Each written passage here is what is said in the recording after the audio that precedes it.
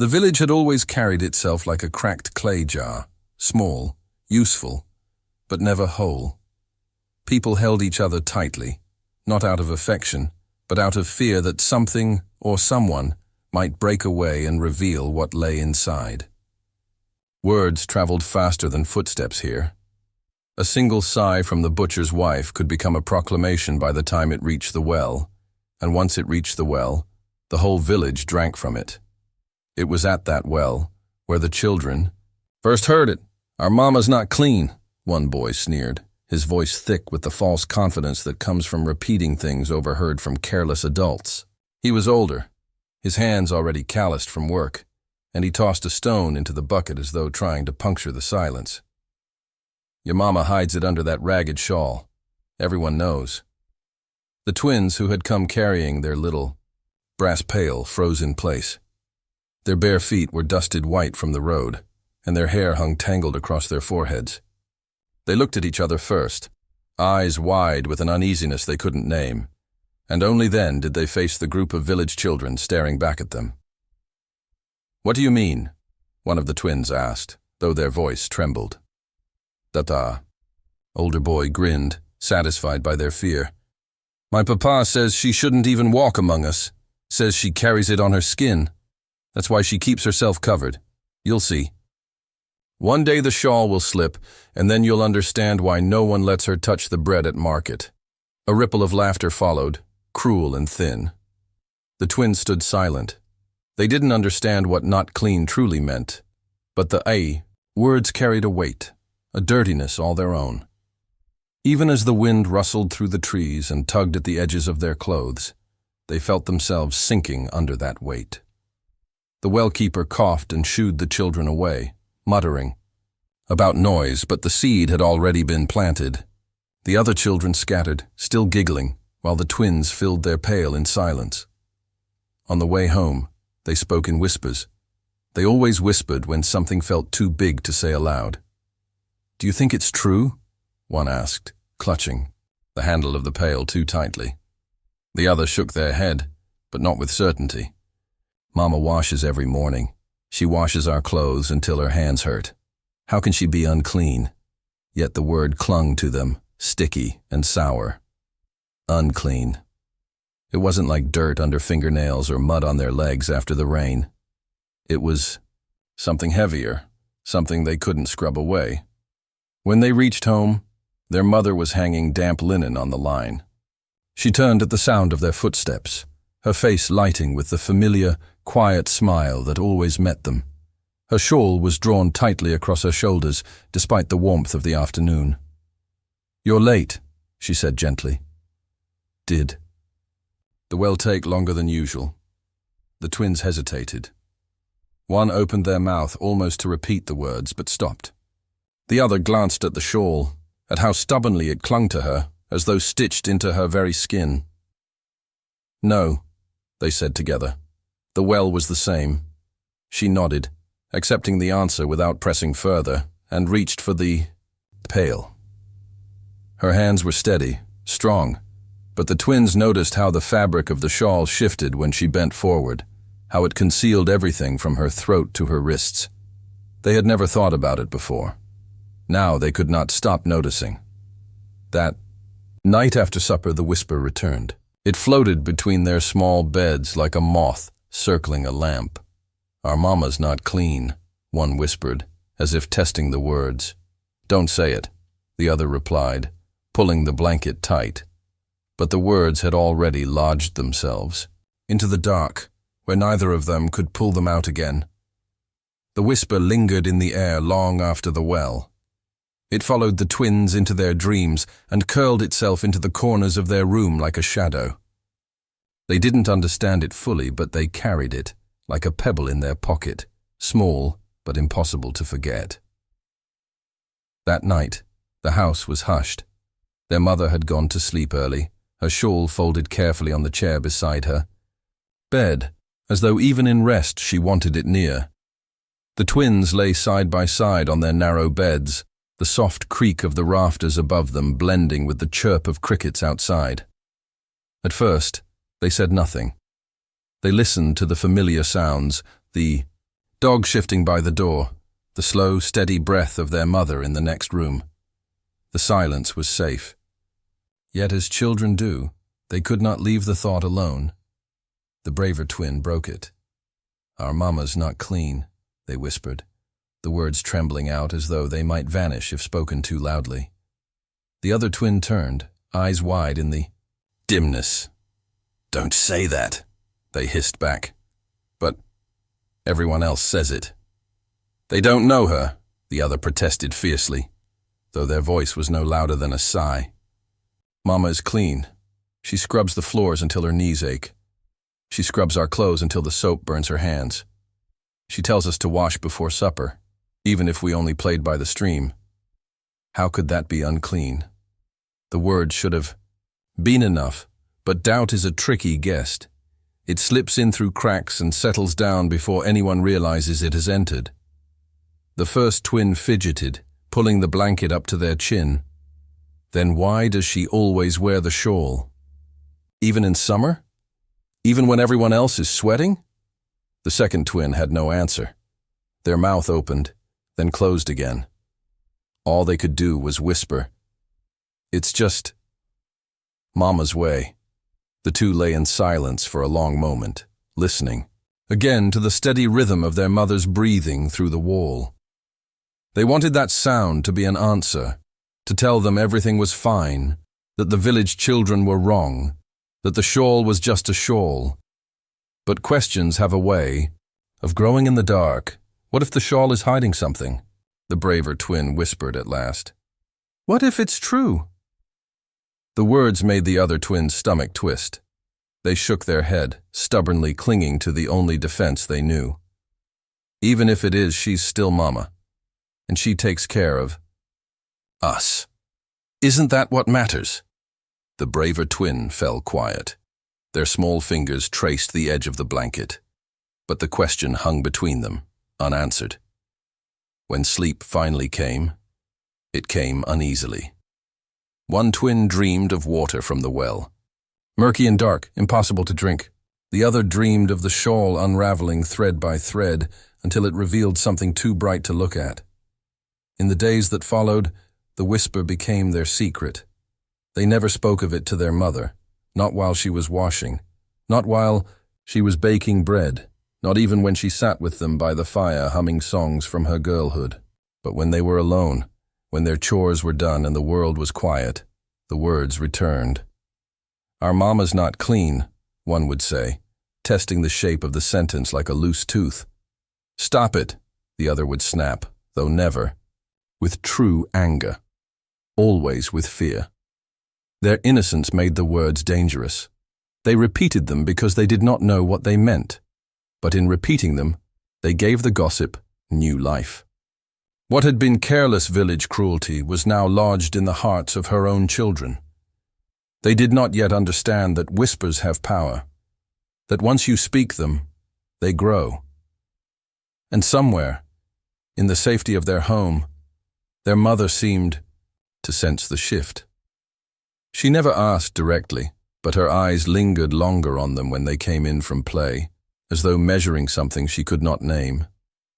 And at night, though the shawl still lay folded at her bedside, she drew it tighter during the day, as if she felt the weight of unseen eyes pressing against her skin.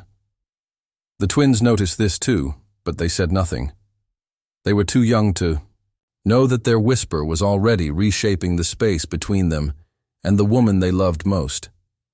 The shawl was more than cloth. To the twins, it was as permanent as the sky above their village or the earth beneath their feet. They could not remember a single day when their mother's shoulders were bare to the world. The fabric, dark, heavy, always faintly smelling of smoke and lavender, was as much a part of her as her voice, or her hands, or the lines that deepened at the corners of her eyes when she smiled. It was there in every memory, wrapped snugly around her when she carried them as infants, draped over her shoulders when she rose before dawn to fetch water, folded tight around her when she sat in church at the very back pew. Even in the height of summer, when the air shimmered with heat and the villagers fanned themselves with their hats, Mama's shawl never left her. The twins had grown so accustomed to it that they never questioned it until the whispers began. Now they saw it everywhere. They noticed how carefully Mama tucked it, how her fingers lingered on the edges as if making certain it would not slip. They noticed how she angled her body when speaking to others, as though ensuring no one stood behind her. And they noticed how, in the privacy of their own home, she never set it aside for long. Even when it rested on the chair by her bed, it was folded so precisely that it seemed less like clothing and more like armor.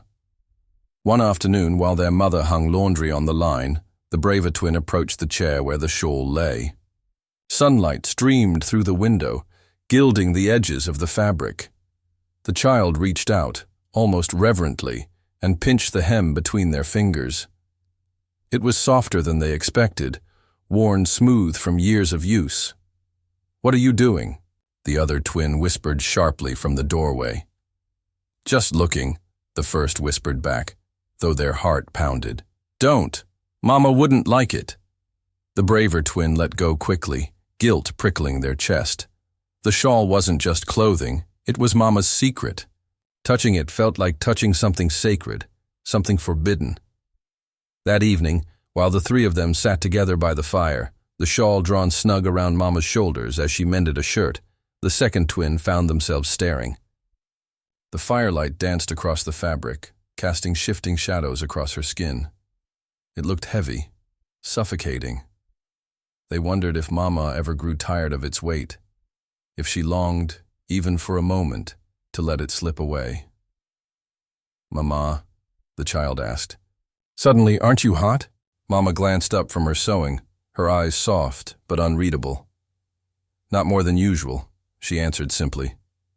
Then she returned to her work, the needle flashing between her fingers. The twins exchanged a glance.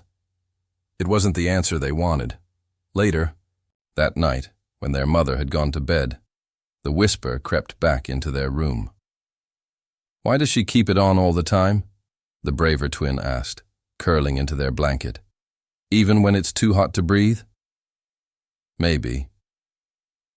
The other hesitated, then finished in a hushed tone. "Maybe the others are right. Maybe she's hiding something." They both fell silent at that, for fear that the words themselves might travel through the thin walls and reach their mother's ears. Still, the shawl haunted them. It followed their thoughts during chores, it hovered in their games, it wove itself into their dreams.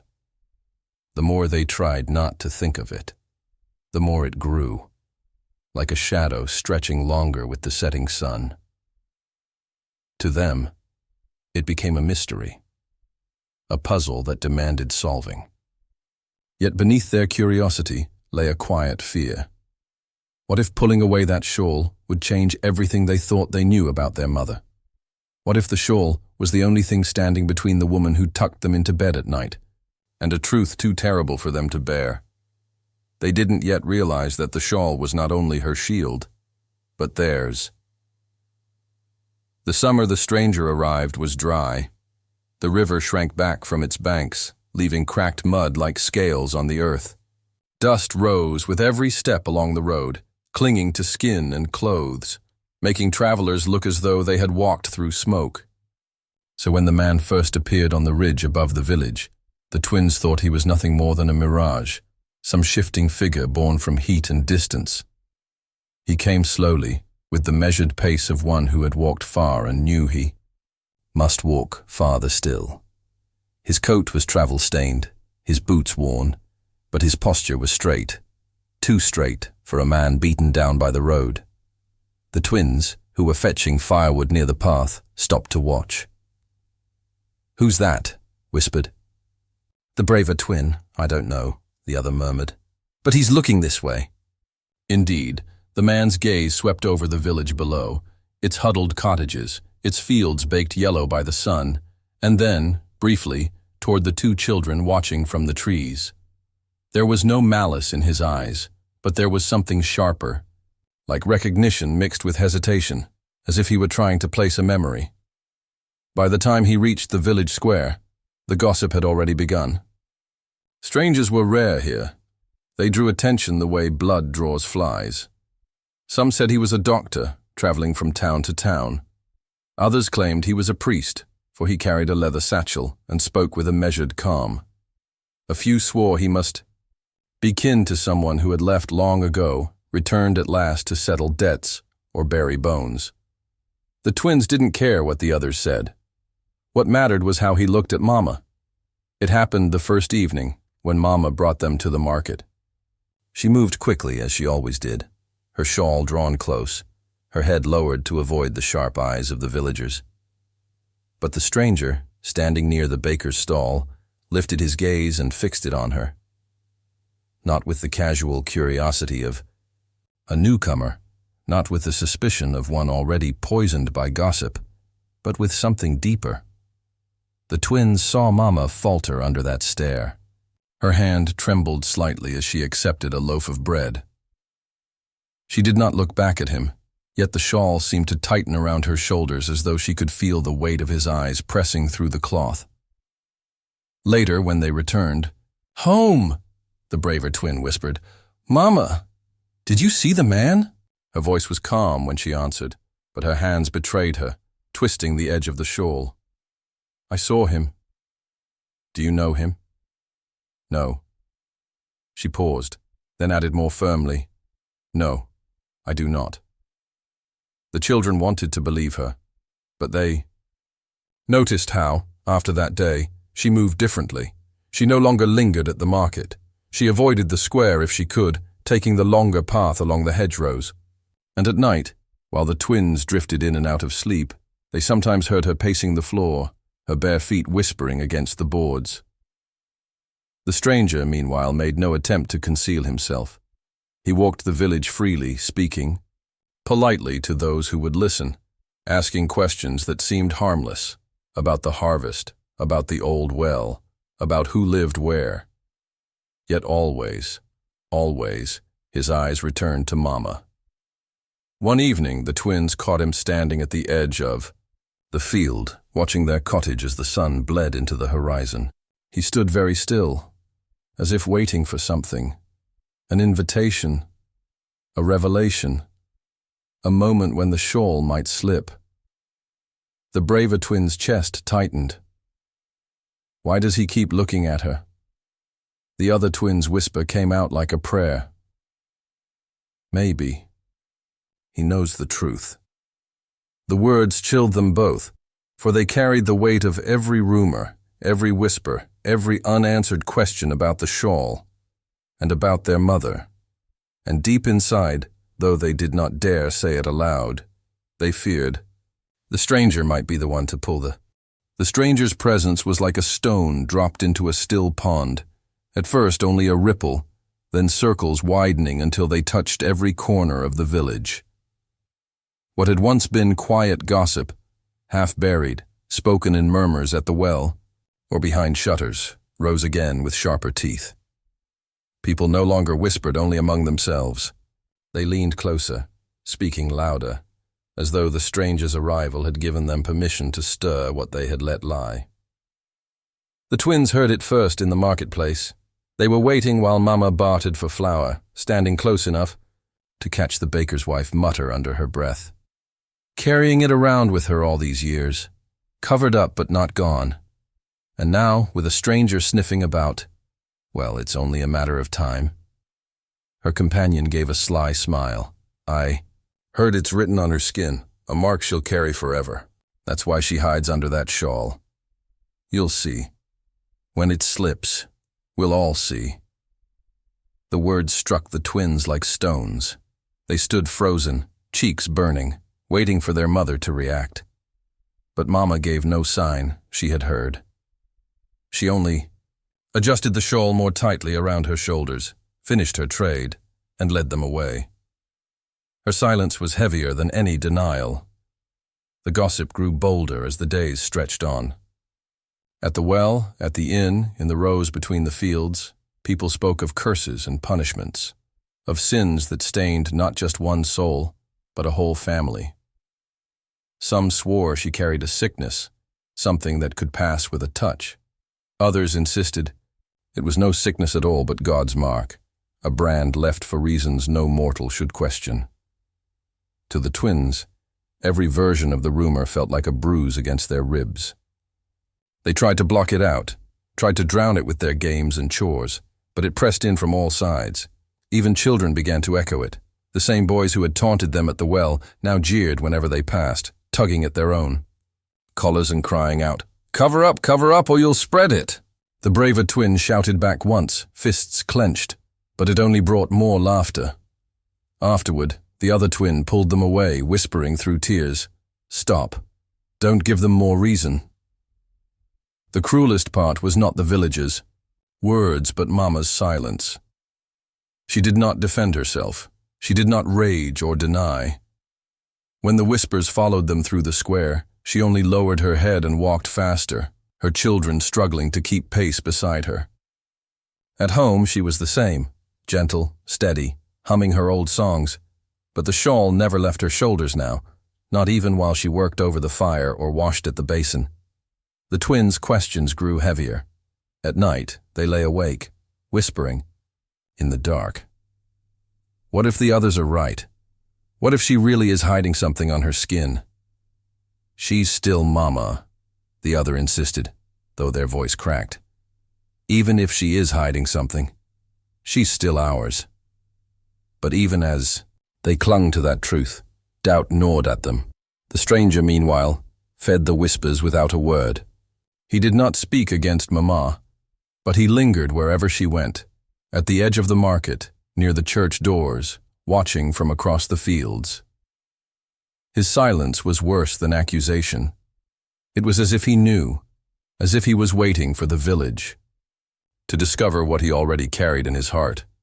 The rumors thickened, binding the air with unease. No one said Mama's name without a glance over the shoulder. No one met her eyes for long. And when the twins walked with her, they felt the stares prickling their backs, hot and accusing. One evening, the braver twin whispered into the darkness, "What if Mama really isn't clean? What if it's true?"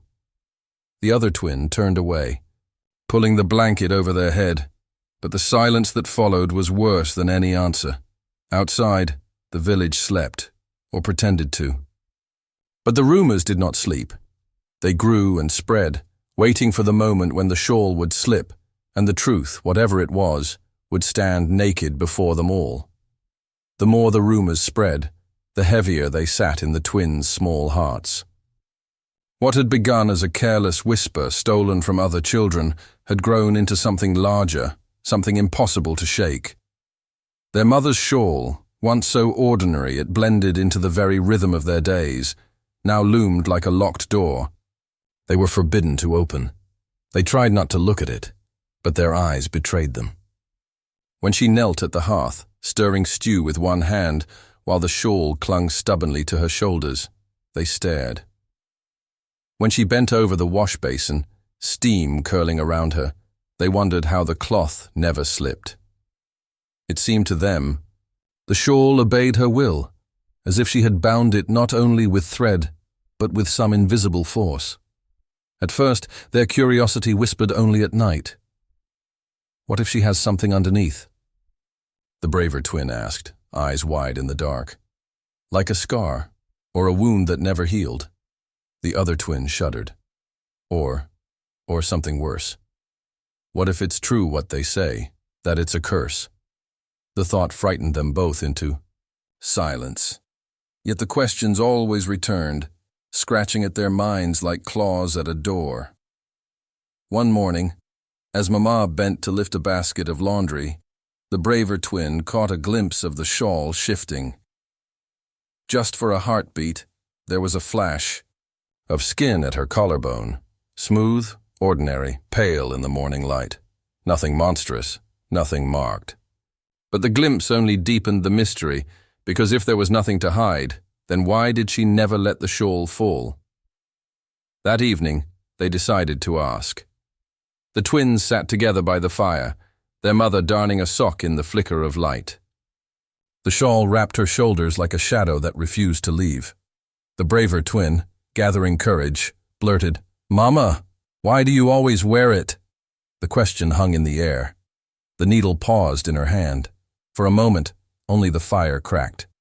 Then Mama lifted her eyes, and though her gaze was steady, there was something weary in it, something that made both children shrink back.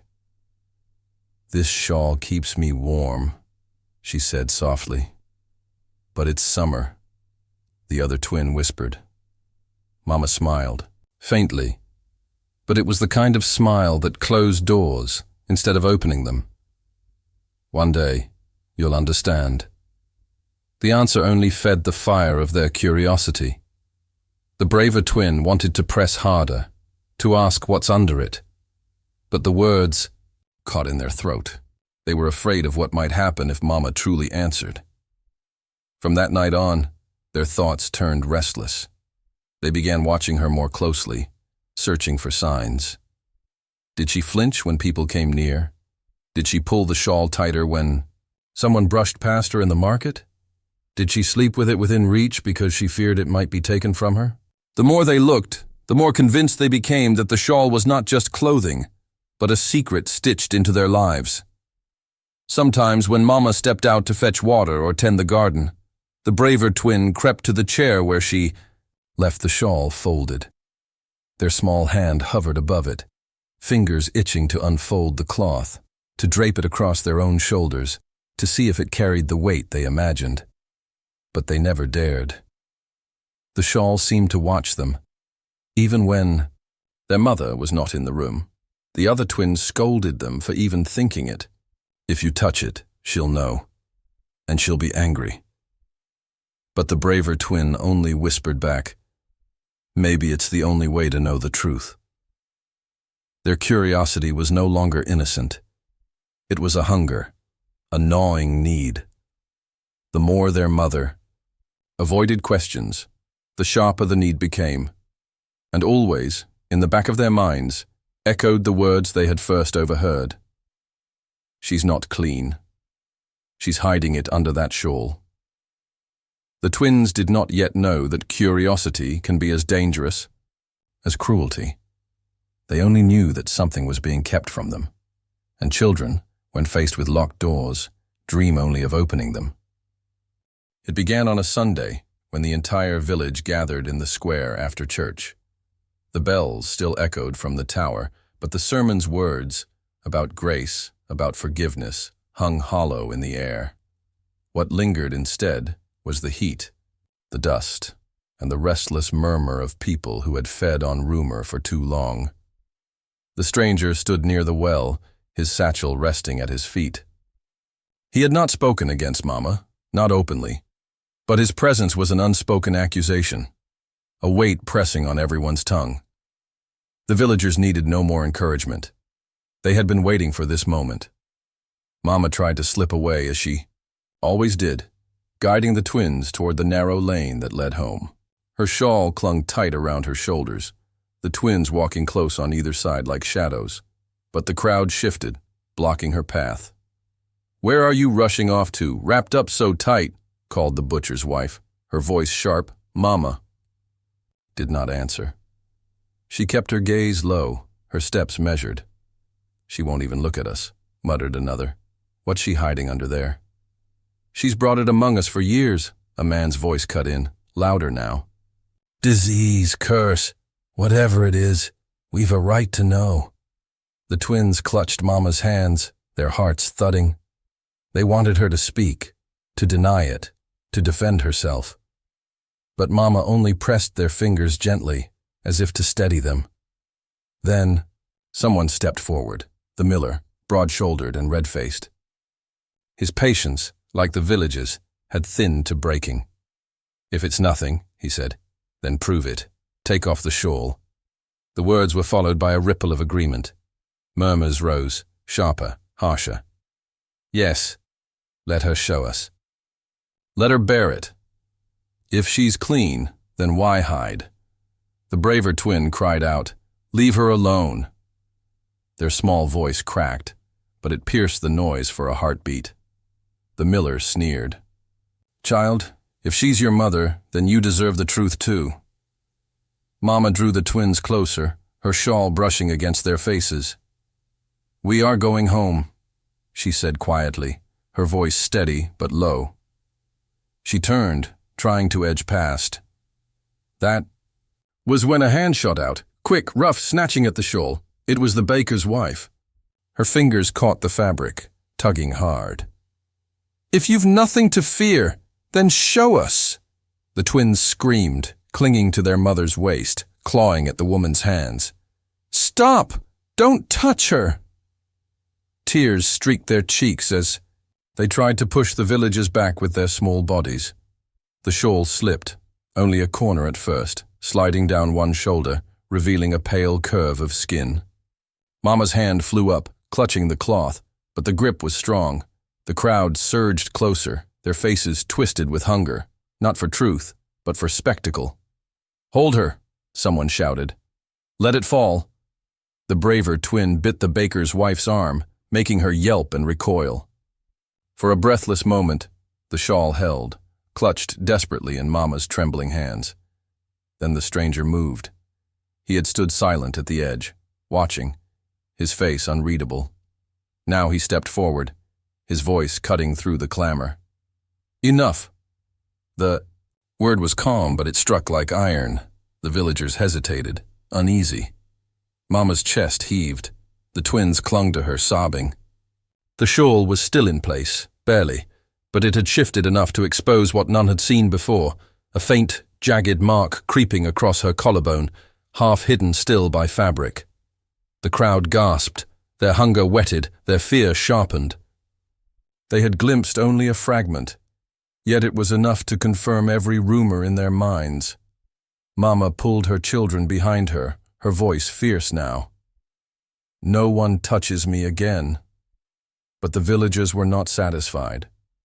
The glimpse had not quenched them, it had inflamed them. They leaned forward, pressing, whispering, demanding. And the twins, small and terrified, understood in that moment that the shawl could not protect their mother forever. The confrontation had begun, and it would not end until the shawl fell. The square pulsed with noise, a living thing made of voices, suspicion, and the sharp scent of fear. The villagers pressed closer, their words tumbling over one another. "Show us! Take it off! We have the right to see." Mama stood in the center, the twins clinging to her sides like desperate roots clinging to soil before a storm. Tears them loose. Her fingers clenched the shawl at her chest, knuckles white, as though sheer will might fuse the cloth to her body. The stranger remained at the edge of the crowd, his face caught between dread and recognition.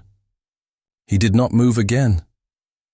"Please," Mama said at last, her voice low but cutting through the chaos. "Go back to your homes." But the villagers had been starved too long on rumor. Now that they'd tasted the possibility of revelation, they would not be satisfied with anything less than the full feast. The miller, towering above the others, stepped forward once more. "If you are clean, then prove it. If you are not, then you endanger us all." A wave of agreement surged behind him. The twins screamed, begging, clawing at hands that reached. "Stop! Leave her alone!" Their small bodies were no match for the crowd. In the press and shove, the inevitable happened. A grasp too rough, a tug too sudden. The shawl slipped. It happened in an instant, yet the world seemed to slow. The cloth, heavy with years of secrecy, slid down Mama's shoulders and crumpled at her elbows. Gasps broke the air, sharp as thunder, and there in the firelit dusk of the square, the truth was revealed. Across her collarbone and down one arm stretched a scar, not red or festering, but pale and ridged, the healed memory of some old fire. The flesh was uneven, twisted in places, but clean. There was no sickness, no curse, only the mark of survival carved into her skin. For a heartbeat, silence reigned. The villagers stared, their hunger clashing with confusion. This was not the horror they expected, not the proof of wickedness whispered in alleys. It was only a scar, human, terrible, yet ordinary. But fear rarely yields to reason. "Look at it," someone cried. "Look at what she hides." Another voice hissed, "It's punishment. Burned for her sins. No, a woman countered, trembling. It's disease. The skin itself is ruined. The crowd fractured between explanations, each clinging to the story that suited their fears. Yet all agreed on one thing: she was not like them. The twins wept, pressing themselves against their mother's side, trying to cover her with their small arms. They wanted to pull the shawl back up, to shield her from the cruel eyes. But the cloth hung useless now, trampled at their feet, stripped of its power. Mama stood very still. Her face was pale, her lips tight, but her eyes, when she finally lifted them to meet the crowd, were steady. "This scar is mine," she said. "It harms no one. It marks only what I have endured." Her words trembled against the wall of noise. Few listened. Fear is louder than truth. It was then the stranger stepped forward at last. He looked at Mama with something like grief. His hand went to his collar, fumbling with the buttons of his coat. And when he pulled it open, the crowd gasped again. There, carved across his own chest, lay the same mark, jagged, pale, unmistakable. The twins saw Mama's breath catch. Her eyes widened, and for the first time, her composure faltered. She had not expected this. The stranger's voice broke through the tumult, heavy with certainty. "She is not unclean. She is one of us, one who survived." But the revelation struck harder than the scar itself. The villagers recoiled as though the sight confirmed their darkest fears. 2 of them bore it. 2 carried this mark. And if 2, why not more? The square erupted into fresh cries, half in horror, half in denial. Mama reached for her children, pulling them close, her scar bared, her secret no longer her own. And the twins, staring up at her, realized the shawl had not been meant only to protect her. It had been meant to protect them from the world, from the truth, from the moment when fear became a weapon sharper than any blade. The shawl lay on the ground like a slain thing, trampled under the villagers' feet. Mama's scar glowed in the fading light, pale ridges etched across her skin, a map of fire's cruelty long past. The twins clung to her, trembling. But it was the stranger who moved now, not the crowd. He stepped forward slowly, each movement deliberate, as if the air around him were thick with memories. His eyes, dark, lined with weariness, never left Mama's face. The villagers, unsettled, made room for him without realizing it, their jeers thinning to a restless murmur. When he reached the circle, he stopped only a few steps from her. His hand trembled as it rose to his own collar, fumbling with the buttons. The twins watched, wide-eyed, as he pulled his shirt aside. And there it was, the same mark. A scar, jagged and pale, stretched across his chest and shoulder. The shape was different, but the language was the same, fire's handwriting, etched indelibly into flesh. A collective gasp rippled through the crowd. Fear sharpened, but confusion wove through it too. If Mama's scar was curse or disease, then why did this stranger carry the same? The twins, their faces streaked with tears, stared between the 2. For the first time, Mama's composure cracked. Her lips parted, her breath caught sharp in her throat. "You," she whispered. Just one word, but it carried the weight of recognition. The stranger's eyes glistened. He did not look at the crowd, nor at the children clinging to her. His gaze was fixed on Mama, unflinching, aching. "I thought I was the only one," he said, his voice breaking. The twins felt her body stiffen. She pressed them closer against her side, but her own hands trembled. For years, she had borne her scar in silence, the shawl her shield against the world's cruelty. To see another who bore the same mark was to shatter that lonely fortress. But before anything else could be spoken, before the fragile recognition could settle, the stranger faltered. His hand, still clutching his shirt open, slipped. His chest heaved once, violently, and his knees buckled beneath him. The crowd gasped. "Mama!" the twins cried, but Mama did not move toward him. She stood frozen, her scar blazing under the last light of dusk, as the man crumpled to the earth. Someone rushed forward, one of the braver villagers, rolling him onto his back. His face was pale, his eyes wide but unfocused, his chest shuddering in uneven gasps. "He's ill!" a woman cried. "No," another voice answered, shaken. "It's his heart." The words spread like sparks in dry grass. His heart, his heart. The twins clung tighter to their mother, watching in horror as the man's body convulsed once, then went terribly still. His eyes remained open, staring not at the sky but at Mama, fixed on her scar, as though he had found in it both recognition and release. The crowd recoiled, stumbling back from the still form. Fear turned to frenzy. "He's dead!" someone shouted. "It's her doing! Her curse!" Mama shook her head once, slowly, her face pale but her eyes steady again. She pulled the shawl from the ground and wrapped it back over her shoulders, though it could not hide what had already been seen. "This is not my doing," she said, her voice firm, though softer than the cries rising around her. But the crowd was beyond reason. The stranger's collapse had confirmed every whisper they wanted to believe. To them, it was proof, not of a shared survival, but of her uncleanliness, her danger. The twins buried their faces against her, whispering through their sobs. "Mama, come home, please. Come home." She held them tight, her gaze still locked on the lifeless man at her feet. Whatever bond had sparked between them in that brief moment of recognition had ended as quickly as it began, snuffed out by a failing heart.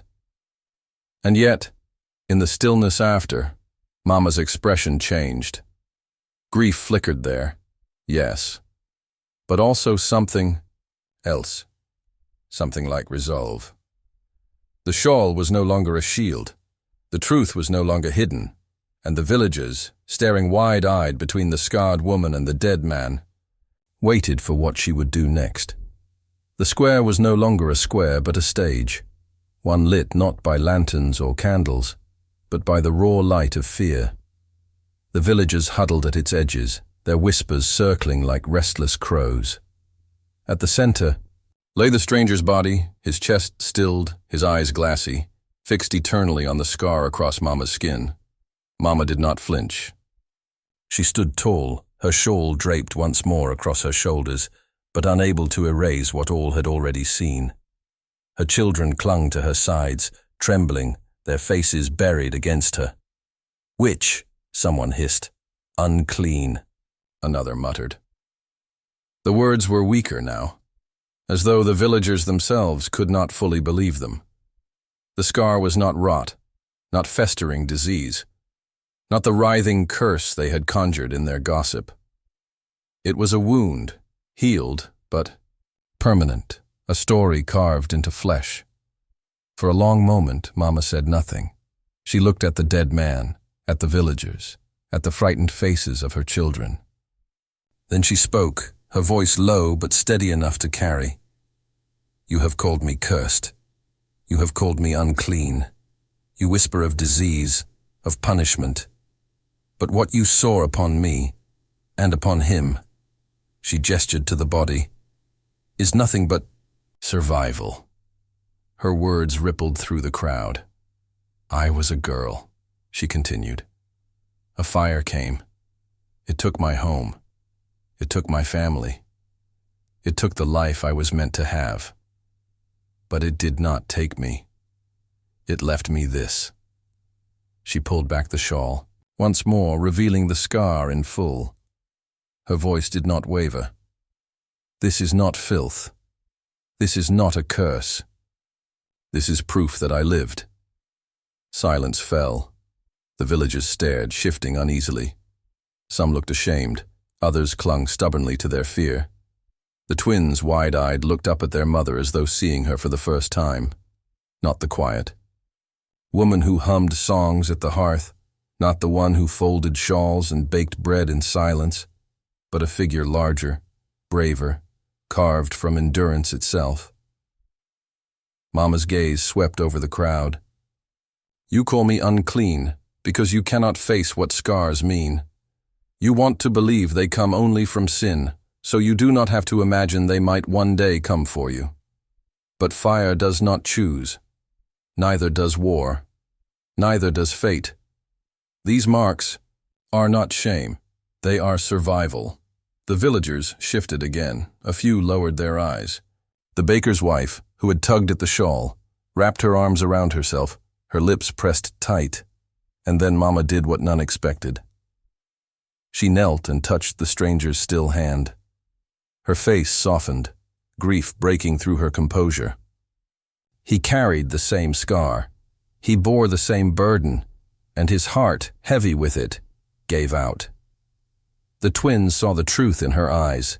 This man had not been enemy, nor accuser, but mirror. Someone who had walked through the same fire, who had carried the same silence. Do not say he died because of me, Mama said, rising again. Say he died because the world gave him no place to show his scar. Say he died because shame, not skin, weighed him down. Her words struck like stones into water, rippling through the silence. At last, the crowd began to thin. One by one, villagers turned away, muttering but subdued, no longer shouting. Fear does not vanish in a night, but neither can it stand unbroken. Before truth that refuses to bend, the twins held tighter to their mother.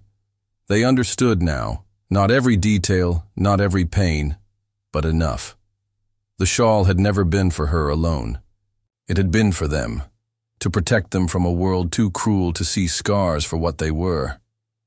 As they walked home, the shawl once more over Mama's shoulders, the braver twin whispered, not in doubt, but in quiet defiance. Our Mama's not unclean, the other twin echoed, fiercer still. Our Mama's strong. And Mama, hearing them, let out a long, weary breath. For the first time in years, she did not pull the shawl tighter. She let it rest loosely, the scar beneath it, no longer a secret but a truth.